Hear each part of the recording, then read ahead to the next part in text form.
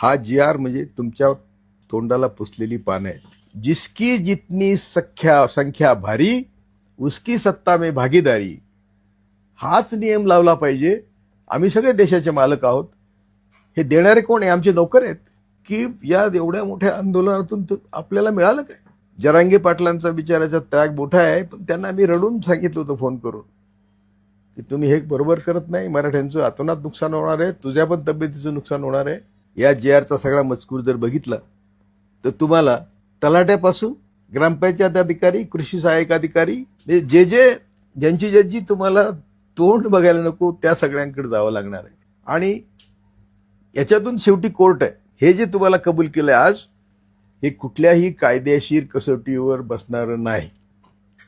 आणि त्यामुळं हा जी आर बघून मी तर हतबल झालो. ज्या ब्राह्मणवादी ताकदीने आम्हाला हजारो वर्ष पायदळी तुडवलं आणि आम्ही त्यांचंच तीर्थ घेतो, आणि त्यात मराठी फार पुढे आहेत.